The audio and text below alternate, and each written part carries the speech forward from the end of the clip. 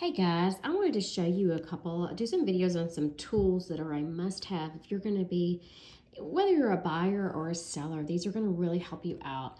I don't even know the real name of these. I call them a fuzz zapper. These are little tools, handheld. This one has got some good weight. Honestly guys, I've tried probably, I don't know, 15 different brands of this, and this is, I don't even know. I'll put the link in my group.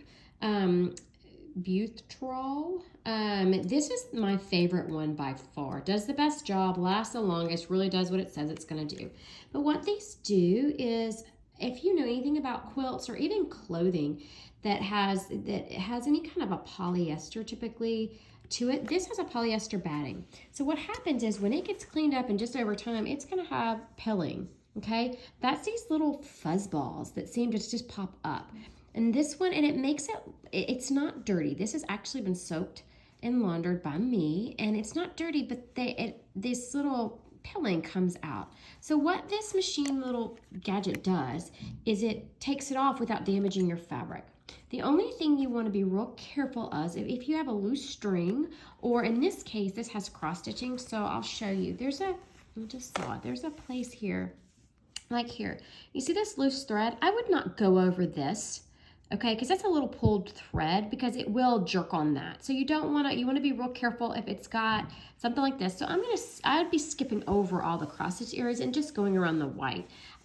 Because of the stitching, you're really not going to have probably much issue. And if you had one, you can just like pull it off by hand.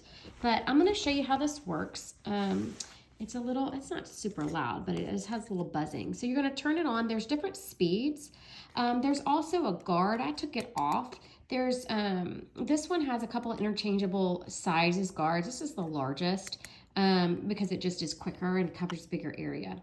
But this is going to clean up your quilt. So if you sell quilts and you clean it up and it's got pilling, y'all get rid of this because it makes it look dirty and yuck, even though it's not.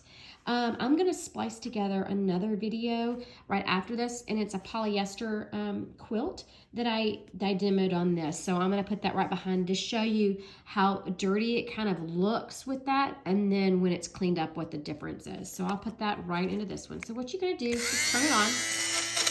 And you can hear it as it pulls up. So it's just going to basically eat it and take it off. So let's see here.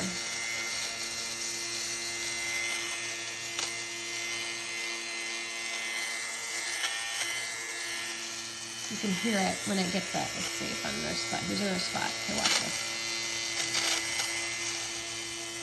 That's all you do. And it gets rid of them. Isn't that nice? And so it's nice and clean. Gets rid of all these little places.